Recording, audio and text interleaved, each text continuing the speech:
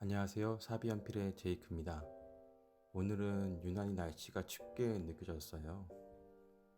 며칠 동안 강한 추위가 이내 온 세상을 눈으로 뒤덮이게 만들었죠. 그래서였나요? 쌓인 눈이 반갑기는 했지만 유난히 건조했던 하루였던 것 같아요. 평소 같으면 주말의 시작을 알리는 금요일을 아침부터 느끼며 출근했을 거예요. 나도 모르게 자연스럽게 주변 사람들에게 여유로운 모습을 보이는 평범한 하루였을 텐데 유별나게 오늘은 건조함이 피부로 느껴지는 하루였어요. 모든 것이 나와 상관없는 소음처럼 느껴질 무렵 오랜만에 잊고 지냈던 그리고 좋아했던 노래를 듣게 되었습니다. 패닉의 정류장이라는 노래예요. 아마도 많은 분들이 아실 거예요. 사실 저도 패닉의 원곡보다는 다른 가수들이 부른 노래를 처음 접하고 끝자락에 패닉의 원곡을 접하다 보니 노래 중간에 김진표의 내레이션이 있는지도 몰랐어요. 여러 가수들의 리메이크 노래들을 듣다 보니 어느새 퇴근 시간이 되었고 저의 노래에 대한 감정이 입은 더 커져만 갔어요.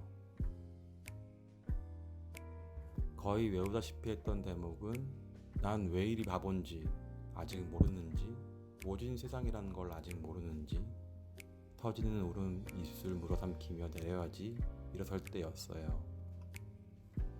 노래 제목처럼 정류장의 가사는 자신의 지친 하루만 힘들어했지만 결국 자신을 하염없이 기다리는 소중한 사람들을 통해 고마움을 느낀다는 것이죠.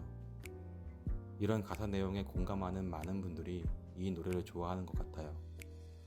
저 또한 퇴근하는 지하철에서 선글라스가 필요할 만큼 눈가가 촉촉해졌어요. 하루 종일 건조했던 제 마음에 고마운 사람들이 하나 둘 생각날 만큼 감성적으로 변해버렸어요. 아마 누군가 저의 이런 모습을 봤더라도 신경 쓰지 않을 만큼 지하철 공간은 여전히 몸이 건조했어요. 마치 혼자만 열심히 가습하는 가습기처럼 오로지 저에게만 집중하는 시간이었던 것 같아요. 집에 와서 저녁을 먹으면서 어제 엄마가 보내주신 반찬을 먹었어요. 와이프가 특히 좋아했던 갓김치에 평소 같으면 무심했던 것과 다르게 사소한 상대방의 감정에 공감을 하게 되었어요. 그리고 다시 밥을 먹다가 갑자기 엄마가 보고 싶어졌어요. 그래서 아이들의 얼굴을 보여드리기 위해 주로 사용하는 영상통화를 하게 되었어요. 지방에 사셨던 부모님은 여동생의 둘째 출산으로 전라도 광주에 계세요. 반갑게 아들의 얼굴을 맞이해 주시는 부모님과의 몇 마디에 저는 아침부터 건조했던 이유를 말해주듯 눈물샘을 자극하고 있었어요. 엄마와 함께 반찬을 준비한 여동생에게 고맙다라고 말하는 순간 저도 모르게 눈물을 흘렸어요. 여동생은 깜짝 놀라는 표정이었고 저도 모르게 나온 눈물에 저 또한 황당하게 마찬가지였어요. 얼른 영상통화를 마무리하고 흐르는 눈물을 닦는 저에게 와이프가 나이가 들었다며 이제 40대인데 너무 일찍 그분이 오신 건 아니냐며 위로 아닌 위로를 해주었어요. 식사를 끝내고 저는 저의 이런 감정에 대해 잊고 있었어요. 그냥 해프닝 정도로만 생각했죠. 왜냐하면 평소 같지 않은 행동이었고 이런 제가 너무 어색해서 이런 감정에 몰입하고 싶지 않았기 때문이에요. 아이들을 재우기 위해 준비를 할 때쯤 아빠에게 전화가 왔어요. 물어보고 싶은 말이 있으시다며 머뭇거리시다가 요즘 사는 것이 힘드니? 힘들면 아빠한테 말해. 40대가 된 지금 아빠에게 이런 말을 들을 거라고는 상상도 못했어요.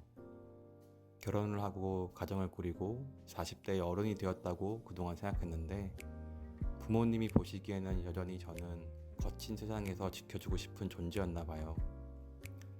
정류장 노래처럼 언제부터 기다렸는지 알 수 없지만 늘 나를 기다려 주셨나 봐요. 내가 첫 걸음이 뜀박질이 되어 세상으로 나간 이후에도 말이죠. 혹시라도 걱정을 하실까봐 눈물이 난 이유가 특별히 없었다고 얼버무렸어요. 괜히 그 걱정을 끼쳐드리고 싶진 않았거든요. 왜 다들 그러시지 않나요? 뭔가 마음속에 있는 고민이나 고된 하루에 대해 이야기하고 싶지만 부모님한테는 걱정보다는 늘 자랑스러운 아들이고 싶은 감정 말이에요. 단순히 강한 남자가 아니더라도 제 성격상 그런 것을 시시콜콜하게 말하는 편이 아니다 보니 정작 부모님, 특히 아빠와의 이런 대화는 여전히 어색해요.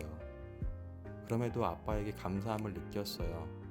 무뚝뚝한 우리 아빠도 내 나이대 삶에 대한 무게감이나 오늘같이 지친 하루에 얼마나 많은 건조함을 느꼈을지 이해가 되었기 때문이에요. 아빠 역시 어릴 때는 과학자가 되고 싶고 화가나 시인이 되고 싶을 때가 있었겠죠. 꿈이 현실보다는 이상이 되어 가면서 오늘처럼 건조하고 추운 날을 이겨내기 위해 많은 노력을 하셨을 거예요. 아마도 아빠 세대는 더 건조했을 겁니다. 남자가 눈물을 흘리면 이상했을 테니까요. 그래서 우리 부모님들이 그동안 모았던 눈물을 보여주시는 것은 아닐까 생각해 봅니다. 어린 저를 보며 터지는 울음 입술 물어삼켜야만 했을 아빠와 엄마를 생각하며 지친 내 하루만 위로받으려고 했던 오늘을 반성합니다.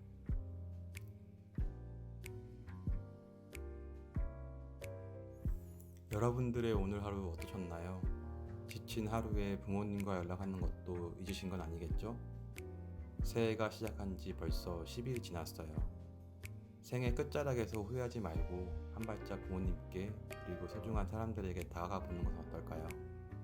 시간은 아직 저 멀리 있는 여유처럼 보이다가도 드라마의 마지막 회처럼 아쉬운 존재입니다.